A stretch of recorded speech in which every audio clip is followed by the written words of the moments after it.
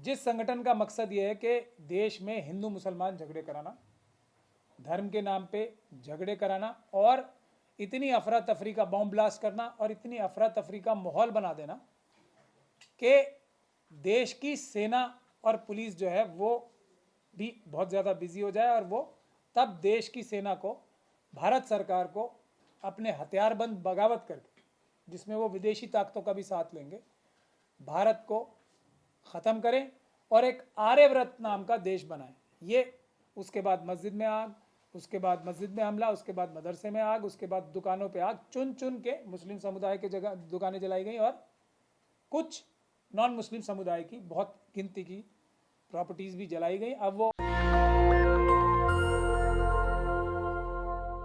आज आप लोगों को इसलिए तकलीफ़ दी है कि आप सभी को पता है कि मैं बिहार शरीफ, बिहार में गया था। जो बात मुझे प्रथम दृष्टया यहाँ बैठ के दिल्ली से लग रही थी कि ये एक आतंकवादी घटना है और ये एक उस आतंकवादी गतिविधि का, उस आतंकवादी इकोसिस्टम का एक हिस्सा है जो पूरे देश में आरएसएस, बीजेपी, बजरंग दल, विश्व हिंदू परिषद, अभिनव भारत, हिंदू सेना और इस जैसे संगठन जो पूरे देश को आतंकवादी गतिविधियों से एकदम भर रहे हैं, उसी में से एक घटना चक्र में ये था। और उसमें बड़े दुख के साथ मुझे बताना पड़ रहा है कि आप सभी लोगों ने देखा कि जिस समय ये सब घटनाएं हो रही थी उसके तुरंत बाद अमित शाह साहब, देश के होम मिनिस्टर, वहाँ पहुँच के इस तरह की भाषा का इस्तेमाल किया जो कि होम मिनिस्टर नहीं बल्कि हैंगमैन जैसी बातें लगती थी। उल्टा लटकाने की उन्होंने बात की बिहार में जाके, और इस भाषा का इस्तेमाल वो इसलिए करते हैं कि शायद उनको एचएम का मतलब लगता ही हैंगमैन है। लेकिन ज़रूरी, अहम और महत्वपूर्ण बात यह है कि बिहार में मैं जाके खुद हैरान रह गया कि क्या ये आतंकवादी संगठन इतनी बहादुरी से, इतने निडरता से अपने कदमों के निशान अपनी आतंकवादी घटनाओं के छोड़ देंगे। इस बात पे मुझे सबसे ज़्यादा हैरानी हुई। मैंने बार बार इस बात को कहा है कि ये एक ही प्रकार का घटना चक्र है और एक ही प्रकार के संस्कार हैं, जो संस्कार आप एक भारतीय जनता पार्टी की मेंबर ऑफ पार्लियामेंट है साध्वी प्रज्ञा सिंह ठाकुर, उनके ऊपर देश के सबसे ईमानदार व्यक्ति ने, देश का एक सबसे अच्छा ऑफिसर और बहादुर ऑफिसर और कर्मठ ऑफिसर, वफादार ऑफिसर हेमंत करकरे साहब थे, जो 26/11 के हमलों में आतंकवादियों द्वारा मारे गए, जो आतंकवादी पाकिस्तान से आए थे। तो उन्होंने, साध्वी प्रज्ञा सिंह ठाकुर, लेफ्टिनेंट कर्नल पुरोहित के खिलाफ क्या इन्वेस्टिगेशन की थी जिसकी चार्जशीट फाइल हुई है? वो ये इन्वेस्टिगेशन थी कि अभिनव भारत नाम का एक वो संगठन चला रहे हैं, जिस संगठन का मकसद ये है कि देश में हिंदू मुसलमान झगड़े कराना, धर्म के नाम पे झगड़े कराना और इतनी अफरा तफरी का बॉम्ब ब्लास्ट करना और इतनी अफरा तफरी का माहौल बना देना कि देश की सेना और पुलिस जो है वो भी बहुत ज़्यादा बिजी हो जाए और वो तब देश की सेना को, भारत सरकार को अपने हथियारबंद बगावत करके, जिसमें वो विदेशी ताकतों का भी साथ लेंगे, भारत को ख़त्म करें और एक आर्यव्रत नाम का देश बनाएं। ये जो करकरे साहब हैं उनकी चार्जशीट का ये हिस्सा है। साध्वी प्रज्ञा सिंह ठाकुर जो है उसमें मुलजिम, यही कमोबेश उन्होंने अपनी टैक्टिक्स बेसिकली चेंज नहीं की है। आज भी जो हिंदू राष्ट्र बनाने की बात हो रही, उसका नाम जो है आर्यव्रत, वो साध्वी प्रज्ञा सिंह ठाकुर की इन्वेस्टिगेशन में खुला है। मनुस्मृति लागू होने की जो बात हो रही है बार बार हिंदू राष्ट्र में, वो मनुस्मृति भी लागू की जाएगी। ये भी इन लोगों की साजिश का हिस्सा है और उसी साजिश के तहत आप लोग देखते हैं कि मुस्लिम कम्युनिटी के ऊपर, सिख कम्युनिटी के ऊपर, क्रिश्चियन कम्युनिटी के ऊपर और यहाँ तक कि शेड्यूल ट्राइब कम्युनिटी के ऊपर भी एक ही तरह के मेथड से हमले कराए जाते हैं। एक ही इकोसिस्टम इस्तेमाल होता है। मैं आपको बताता हूँ कि जहांगीरपुरी में आपने देखा, वही सब बिहार शरीफ में भी हुआ। एक जलूस निकल रहा होगा, धार्मिक जलूस, उसमें ये अपने लोग, ट्रेन लोग, और अब इसके सबूत भी हमें मिल गए बिहार में भी, यहाँ तो हैं ही हमारे पास दिल्ली में, बिहार के सबूत भी हम लोगों के हाथ लग गए।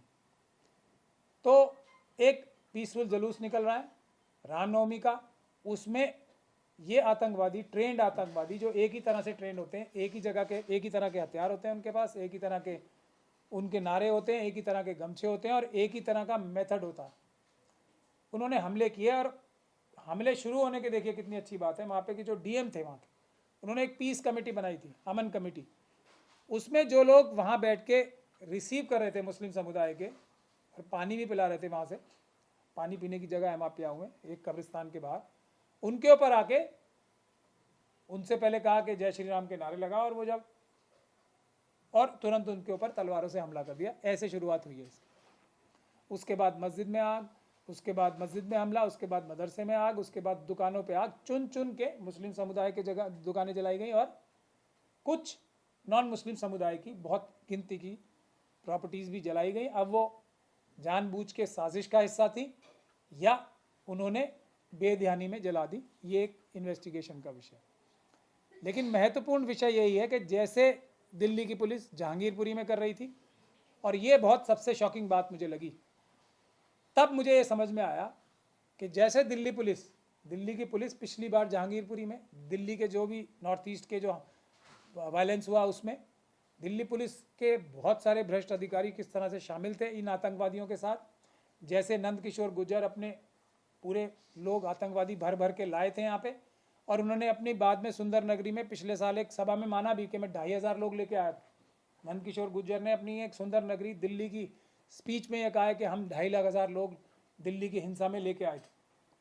तो उसी प्रकार से यहाँ भी जो लोकल डीएम, यहाँ तक के आरजेडी के जो डिस्ट्रिक्ट प्रेसिडेंट है, उनका होटल भी पूरी तरीके से तोड़ दिया गया। जो दिल्ली में होता था, जहांगीरपुरी में जैसे हुआ कि इस तरफ से कोई एफआईआर नहीं लिखी गई, वही गतिविधि सारी बिहार शरीफ में भी वहाँ के डीएम ने, वहाँ के एसएसपी ने, वहाँ के एसपी ने, वहाँ के एसएचओ ने इस तरफ के लोगों की एफआईआर ही लिखने से मना कर दिया। बहुत मेहनत और लंबी मुशक्कत के बाद ही लिखी गई। दूसरी बात, नामजद एफआईआर लिखने के लिए मना किया, लेकिन फिर भी बहुत सारे लोगों ने बजरंग दल का नाम लिख के एफआईआर कराने में कामयाब हो गए। तो नीतीश कुमार जी को सबसे पहले, और अब जो है इस तरह की इन्वेस्टिगेशन की जा रही है आज भी वहाँ पे। पहले तो मैं वहाँ गया तो वो मस्जिद को रिपेयर करने के लिए वहाँ कॉरपोरेशन के लोग आए हुए थे, तो मैंने जाके पूछा ये क्या हो रहा है, ये तो अपराध मिटाना है, ये तो 201 है। तो हमने जाके वो मस्जिद की जो कंस्ट्रक्शन सरकार का कॉरपोरेशन डिपार्टमेंट ज़बरदस्ती कर रहा था, मस्जिद की कमेटी की परमिशन के बगैर, उनकी विरोध के बगैर, वो रुकवाया। फिर अधिकारी और प्रशासन अधिकारी इस बात की ताकत लगा रहे थे कि ये जो मदरसे में जले हुए किताबें पढ़ी हैं इनको हटा दिया जाए और इसकी साफ़ सफाई कर दी जाए, और हम इसके ऊपर पैसा खर्च करके इसकी रिनोवेशन करा देते हैं। ये भी सबूत मिटाने जैसा काम है। सबूत मिटाने में यानी कि लोकल प्रशासन शामिल है। तो सबसे पहले तो मैं ये समझ गया हूँ कि ये अमित शाह जी की जो वहाँ पे विजिट थी, और जो लोकल प्रशासन के जो भ्रष्ट अधिकारी थे, भ्रष्ट कहूँ या उन्हें वो आरएसएस और बीजेपी के वो प्लांटेड अधिकारी या उनके से उनका समर्थन करने वाले अधिकारी थे, वो पूरी ताकत इस बात की लगा रहे हैं कि किसी तरीके से नीतीश कुमार जी की सरकार की बदनामी हो। पूरी ताकत लगा रहे हैं इस बात के लिए, और इस बात के लिए भी पूरी ताकत लगाई जा रही है कि किस प्रकार से नीतीश कुमार जी की सरकार का नाम बदनाम हो, तेजस्वी यादव जी की सरकार, जो सरकार है डिप्टी सीएम है, उनका नाम बर्बाद हो।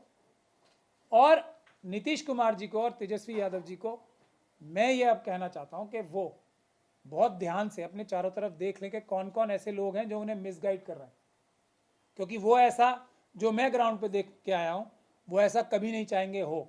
ये उनकी मर्जी के बगैर हो रहा है, ये मैं अपने समझ से कर सकता हूँ। क्योंकि सबसे ज़्यादा नुकसान इन चाणक्य अमित शाह जी की चालों का नुकसान तो नीतीश कुमार जी को, जो कि एक प्राइम मिनिस्टर कैंडिडेट भी हैं, उनकी छवि को नुकसान पहुंचाने के लिए, और इस सारे षड्यंत्र को रच के, इस आतंकवादी घटना को रच के भारतीय जनता पार्टी को वोट्स जो हैं बिहार में पोलराइज करने के लिए। बंगाल में भी यही पॉलिसी है ममता बनर्जी जी के खिलाफ, और बिहार में भी यही पॉलिसी है, और इसी तरह की पॉलिसी आपने तमिलनाडु में भी देखी है। वहाँ एक डिफरेंट चीज़ है, वहाँ पे तमिल भाषी लोगों के खिलाफ हिंदू भाषी लोगों को किया जा रहा है, मतलब हिंदी भाषी जो बिहार के लोग हैं। यही साजिश मनीष कश्यप जो अरेस्ट हुआ था, कमोबेश इसी तरह की आतंकवादी साजिश में वो भी शामिल था। और ये सब चाइना और पाकिस्तान के इशारे पे ही हो रहा है, क्योंकि सबसे ज़्यादा फायदा चाइना और पाकिस्तान को ही होगा भारत की कमज़ोरी होने से। तो अब मैं ये कह रहा हूँ कि अगर नीतीश कुमार जी की सरकार जो सबूत मैं इकट्ठे करके लाया हूँ वहाँ से, आतंकवादी घटनाएं, आतंकवादी संगठन है बजरंग दल और विश्व हिंदू परिषद, उनके एक ऑफिस भी है वहाँ पे मेन रोड पे, मैं ये भी देख के आया।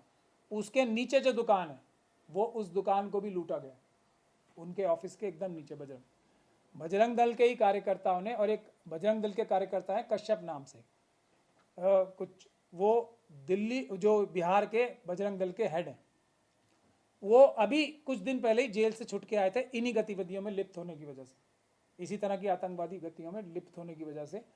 उन्होंने आते ही इस जो रामनवमी का जुलूस हुआ है उसमें भी उनकी मौजूदगी थी, और वो भी उसमें शामिल पाए गए हैं, वो भी सबूत में इकट्ठे करके लाए।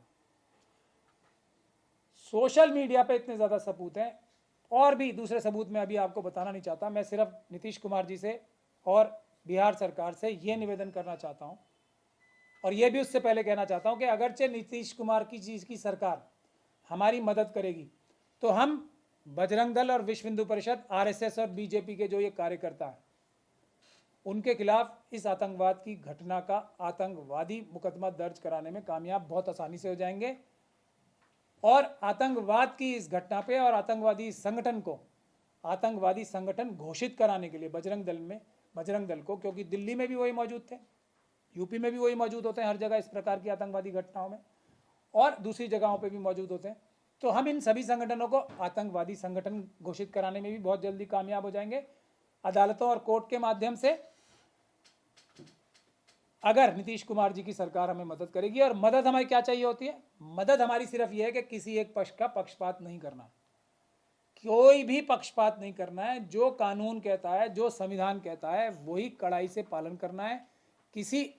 कुछ ईमानदार ऑफिसर्स की एसआईटी बना दें नीतीश कुमार जी, और क्योंकि इसमें एमएलए भी इन्वॉल्व हैं लोकल, और एमपी साहब तो खुद अमित शाह जी गए थे वहाँ पे, वो एमपी हो गए, तो 120 धारा इन्वेस्टिगेशन तो होनी चाहिए ना उनके ऊपर, कि वो तुरंत वहाँ कैसे पहुँच गए और इस प्रकार की भद्दी भाषा का, एग्रेसिव भाषा का प्रयोग क्यों किया उसी घटना चक्र का फ़ायदा उठा के, तो उसकी भी इन्वेस्टिगेशन होगी। तो ये एमपी एमएलए कोर्ट में केस चलेगा, वहाँ पे सुप्रीम कोर्ट की डायरेक्शन है कि फास्ट ट्रैक तरीके से होना चाहिए। तो इन्वेस्टिगेशन 2 महीने में ख़त्म, सबूत तो हम ही दे देंगे सारे, इसको आतंकवादी जो इन्होंने अपराध किया उसके सारे सबूत हम ही दे देंगे, और अगर कोई इन्वेस्टिगेटिंग एजेंसी करेगी तो उसके पास और ज़्यादा 100 गुना ज़्यादा सबूत आ जाएंगे। केस साबित करने के सारे सबूत मेरे पास मौजूद हैं। वहाँ के लोगों ने भी हमें वकील बनाने के लिए वकालतनामे साइन हो रहे हैं, तो हम तो अपने आप करेंगे ही कानूनी कार्रवाई से। अगर सरकार मदद करेगी तो ये चुटकी बजाते हो जाएगा काम, और पूरे देश को छुटकारा मिलेगा। मैं तेजस्वी यादव जी को और नीतीश कुमार जी को एक बात याद दिलाना चाहता हूँ कि उनके पास एक बहुत ही अच्छे नेता हैं लालू यादव जी, उनकी सलाह पे चलेंगे तो वही एक ऐसे व्यक्ति हैं जिन्होंने इस हिंदू राष्ट्र बनने की जो कार्रवाई थी, जो रथ यात्रा के द्वारा अडवाणी जी कर रहे थे, उन्होंने उसको रोका था। और 10 से 12-13 साल के लिए ये जो उनका जो घटना चक्र रुका था, पोस्टपोन हुआ था, वो लालू यादव जी की वजह से हुआ था, क्योंकि उन्होंने वो रथ यात्रा, उन्होंने कड़ाई से कानून का पालन किया। वही हम ये चाहते हैं कि निष्पक्ष रूप से इसकी इन्वेस्टिगेशन हो, सबूत हमारे पास हैं, कोई इन्वेस्टिगेशन एजेंसी अच्छी करेगी तो बहुत ही आराम से सबूत और भी आ जाएंगे। और ये आतंकवादी संगठन और इनकी आतंकवादी घटनाएं, जिसमें प्रेस के लोग भी जो टीवी पे शामिल हैं, जो आधी अधूरी खबर दिखाते हैं, वो भी इसमें होंगे। जो उनके स्पोक्स पर्सन, जो इंटेलेक्चुअल्स की शक्ल में आते हैं, जो इन घटनाओं को डिफेंड करते हैं, वो पुलिस के और सरकारी अधिकारी जो इस आतंकवादी संगठन का एक हिस्सा है, वो भी पकड़े जाएंगे। सबके सबूत हम इकट्ठे कर लाएं। और जो इनके पीछे बैठे इनके मास्टर ट्रेनर्स हैं आरएसएस के, नागपुर में हेडक्वार्टर में आरएसएस के, वो भी 120B में इस गतिविधि में लिप्त पाए जाएंगे, और उन सभी के खिलाफ पूरे देश को बहुत बड़ी निजात मिलेगी। और पाकिस्तान और चाइना के जो गंदे इरादे हैं देश को हमारे मज़हब के नाम पे लड़ाने के लिए, हिंदी भाषी को, साउथ को नॉर्थ वालों से लड़ाने के लिए ये जो साजिश चल रही है, और एक अच्छा कदम स्टालिन साहब ने भी लिया है एनएसए लगा के, वो जो मनीष कश्यप है उन पे। बिहार में हालांकि अभी तक नहीं हुआ है, तो बिहार में मैं एक ही सलाह दे के बात क्लिंच करना चाहता हूँ। अभी अभी AK एंटनी जी के बेटे ने बीजेपी ज्वाइन की है। ये बात जब AK एंटनी की रिपोर्ट आई थी, ये बात हमने कांग्रेस हाईकमांड को, तब मैं कांग्रेस में ही था, बताई थी, बहुत ही साफ तौर पे बताई थी कि AK एंटनी साहब RSS के टच में हैं। RSS के इशारे पे उन्होंने एक ऐसी रिपोर्ट दी थी जिसमें कांग्रेस की मेजर पॉलिसी चेंज हुआ था। जो माइनॉरिटी तुष्टीकरण के खिलाफ एक रिपोर्ट आई थी ना, एंटनी कमेटी की रिपोर्ट, आप सबको याद होगा, वो AK एंटनी कमेटी की रिपोर्ट RSS के इशारे पे और उनके कहने पे आई थी। और आज उसका सबूत बिल्कुल सामने आ गया। 2 दिन पहले उनके बेटे ने भारतीय जनता पार्टी ज्वाइन कर ली है। तो आज भी कांग्रेस में भी और नीतीश कुमार जी की सरकार में भी उन्हीं के बहुत क्लोज लोग, जिन पे वो बहुत ज़्यादा भरोसा करते हैं, वो RSS के पेरोल पे हैं, RSS का काम कर रहे हैं। अगर हम अपने अंदर के गद्दारों को, कुछ गद्दारों का पॉइंट आउट, मैं अपने यहाँ के जो सीनियर मजहबी रहनुमा है उनमें से भी मुट्ठी भर लोगों को पॉइंट आउट कर चुका हूँ, ये RSS के दलाल है।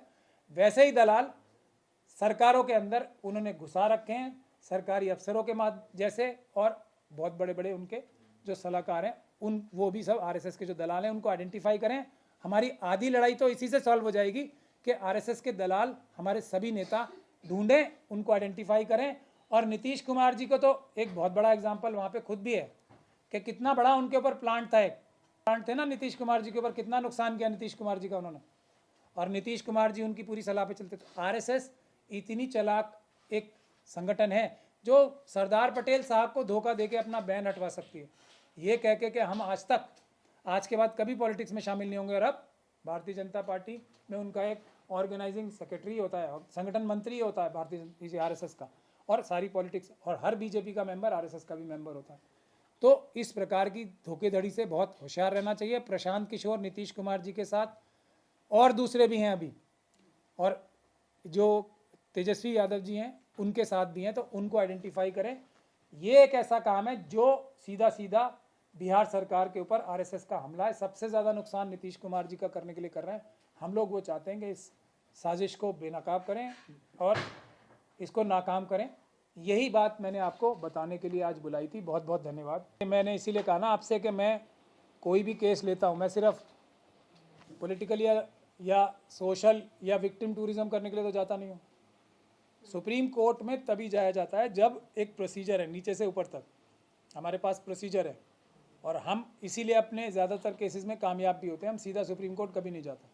उससे मेरी तो बहुत वाहवाही हो सकती है, मेरी जाति, और जो संगठन एकदम सुप्रीम कोर्ट में जाएंगे उनकी बड़ी 10, 15, 20 दिन के लिए बहुत तारीफ होती है। लेकिन सुप्रीम कोर्ट वो जगह नहीं है जहाँ डायरेक्ट जाया जाए। पहले उसके लिए पूरा हार्ड वर्क करके मटेरियल तैयार करना पड़ता है। नीचे से 3 टायर सिस्टम है हमारा, डिस्ट्रिक्ट कोर्ट से हाई कोर्ट, फिर सुप्रीम कोर्ट जाया जाता है। नहीं जाया जा सकता है बगैर सबूतों के, बगैर सबूत इकट्ठे किए, और सुप्रीम कोर्ट हमेशा हाई कोर्ट भेजती है। सबूत हम साक्ष्य लाए हैं, ये पुलिस की इन्वेस्टिगेशन में मदद करेंगे। पुलिस इन्वेस्टिगेशन ठीक नहीं करेगी तो हम अदालत के माध्यम से उसे बाध्य करेंगे कि ये साक्ष्य भी इन्वेस्टिगेशन में लिया जाए। ये काम नहीं होते हैं, इसीलिए तो बहुत सारे केसेस हमारे इंपॉर्टेंट सुप्रीम कोर्ट जाके एकदम निरस्त हो जाते हैं। वो मैं नहीं करता हूँ, मैं चाहता हूँ कोई और भी करे। लेकिन आपने अमित शाह जी की बात करी, तो अमित शाह जी ने उसी के लिए बोला है कि दंगइयों को उल्टा लटका देंगे। तो मैं ये उल्टा लटकाने के लिए तो कह रहा हूँ ना, इस प्रकार की भाषा का इस्तेमाल तुरंत जाके, पूरे देश को पता है वो किसको दंगाई कह रहे हैं। ऐसा तो नहीं है ना उनको पता नहीं है। नीतीश कुमार जी की बुराई कर रहे हैं वो कि यहाँ दंगाई ऐसे करते हैं, हमारी सरकार लाओ तो हम उल्टा लटकाएंगे। उल्टा लटकाने का कौन सी कानून की प्रधान बजरंग दल को कैसे आतंकवादी संगठन कह सकते हैं? वो तो अपने आप को राष्ट्रवादी बताते हैं। वो उनका राष्ट्र जो है ना, मैंने अभी साध्वी प्रज्ञान सिंह ठाकुर जी का आपको जो एग्जाम्पल दिया, उनका राष्ट्र का नाम है आर्यव्रत, हिंदू राष्ट्र। वो उसके वफादार हैं और भारत के वो दुश्मन हैं, भारत के वो कॉन्सेप्ट के खिलाफ है, भारत के संविधान के खिलाफ हैं। वो बाबा साहब के सबसे बड़े दुश्मन है जो भारत के संविधान रचयिता है। उनका राष्ट्र कोई और है। सर मैं यहाँ ये कहना, उन्होंने 52 साल तक उन्होंने तिरंगा झंडा अपने हेडक्वार्टर पे नहीं फहराया। ये बात पूरी दुनिया जानती है, इसमें तो कोई दो राय नहीं है ना। कि आखिर जिस आर्यव्रत की वो बात करते हैं भारत में रहकर, ये उनका पागलपन है, मानसिक संकीर्णता है कि वो रहते भारतवर्ष में और बात आर्यव्रत की करते हैं। तो भारत सरकार या जो सुप्रीम कोर्ट है, जो न्यायिक प्रक्रिया है, उससे वो बाहर क्यों बच जाते हैं हर बार? नहीं, वही मैं कह रहा हूँ ना, इसीलिए तो अभी हम एक प्रोटेस्ट भी कर रहे हैं। प्रोटेस्ट क्या, सॉलिडेरिटी मार्च कर रहे हैं इंडिपेंडेंस ऑफ जुडिशरी के साथ। अभी मेरे साथी आपको बताएंगे उसके बारे में 14 तारीख को, क्योंकि जुडिशरी पे भी प्रेशर है। वो प्रेशर जनता का काम है उसको निकालना। ये मानसिक रूप से रोगी नहीं है, ये आतंकवादी हैं। ये बहुत ही कोल्ड कैलकुलेटेड प्लानिंग से आगे चल रहे हैं। इनको मानसिक रूप से विक्षिप्त कहना या इनको बेवकूफ़ कहना बिल्कुल नासमझी की बात है। ये पूरी प्लानिंग के साथ पाकिस्तान और चाइना से मदद लेके, आपने देखा ना मनुवादी गुजराती बिजनेसमैन किस तरीके से देश की इकोनॉमी को अडानी जैसे लूट रहे हैं, खराब कर रहे हैं देश की अर्थव्यवस्था को। तो उसमें साथ कौन दे रहे हैं? मोदी जी और अमित शाह जी। तो बिहार समेत बाकी और राज्यों में जो दंगा है, इससे पहले जो दंगे हुए हैं, जागीरपुरी का हो या फिर उत्तर पूर्वी दिल्ली में जो हुआ, क्या ये एक ही कड़ी है सीरीज है जो चली आ रही है? बिल्कुल। चाइना या दूसरी और कंट्री से इन्फ्लुएंस होकर के, मदद लेकर के, वित्तीय सहायता लेकर के यहाँ कराया जा रहा है कि राजनीति को पोलराइज करने के लिए। वही जो साध्वी प्रज्ञान सिंह ठाकुर की जो इन्वेस्टिगेटिंग की जो चार्जशीट है, मैंने इसीलिए हेमंत करकरे साहब का नाम लिया है। उनसे बड़ा देशभक्त तो नहीं था ना उस टाइम में कोई भी, उनसे बड़ा ईमानदार आदमी तो नहीं था ना कोई भी। उस केस में भी पहला झूठा मुसलमानों को फंसाया गया था, उस केस में भी। ये तो करकरे साहब आए, उन्होंने असली इन्वेस्टिगेशन की और ये सारे राज दुनिया के सामने खोले। उसमें तटीय सुरक्षा और बंदरगाह भी क्या इसी में आ जाते हैं? बिल्कुल, क्योंकि हिंडनबर्ग की रिपोर्ट जो कह रही है 100% अडानी साहब जो है वो चाइना के इन्फ्लुएंस में है। इसीलिए 20,000 करोड़ कहाँ से इन्वेस्ट हुए नहीं बता रहे हैं। इसीलिए कोई इन्वेस्टिगेशन नहीं हो रही है कि जो ड्रग्स इन्हीं के पोर्ट से क्यों मिलती हैं सारी। जो अभी देखिए एयरपोर्ट्स पे क्या नया काम शुरू कर दिया है। एयरपोर्ट के कस्टम अधिकारी जो हैं उनके ऊपर भी जो सुरक्षा है ना, वो डायल करके वो कस्टम अधिकारियों को एयरपोर्ट में फ्रीली घूमने से मना करती है, वो अडानी जी की। इसमें सरकार को कहां तक हम उसकी साझेदारी मानेंगे? 100%। अडानी और मोदी एक साथ हैं? बिल्कुल, अडानी और अमित शाह जी की मदद के बगैर, मोदी जी और अमित शाह जी की मदद के बगैर अडानी जैसा क्रिमिनल कोई काम नहीं कर सकता है। वो तो सरकार की मदद है उसी से। राहुल गांधी के वो सवाल और उनके ऊपर जो कुछ किया जा रहा है जुल्म, ये फिर सभी कुछ सही जा रहा है, जिस पक्ष में जा रहा है? बिल्कुल 100%। जो भी अडानी के खिलाफ बोल रहा है, उसके खिलाफ जो कार्रवाई कर रहा है वो देशद्रोही है। अडानी के खिलाफ बोलना इस वक्त देश का हर एक नागरिक का फर्ज है। हमारे देश का राष्ट्रभक्ति का धर्म यही है कि अडानी जैसे आदमी को एक्सपोज किया जाए, उसके चाइना से कनेक्शन एक्सपोज किए जाए। उसने कैसे हमारी डिफेंस पॉलिसी कॉम्प्रोमाइज़ कराई है, ये मोदी जी से और अमित शाह जी से मिलके कैसे हमारी इकोनॉमिक पॉलिसी कॉम्प्रोमाइज कराई है चाइना को फायदा पहुंचाने के लिए। इस पे investigation. Sir PC Bihar violence पे था, तो आज तक ना दिल्ली दंगों के केसेस आप आके मेरे साथ स्टडी कीजिए, कोई भी, मैं आपको दावत देता हूं। उसमें यह साजिश शामिल साबित हो रही है ना कि पुलिस के अधिकारी मिले हुए थे, जो मुस्लिम कम्युनिटी के जो कंप्लेंट्स थी वो लिए ही नहीं गई।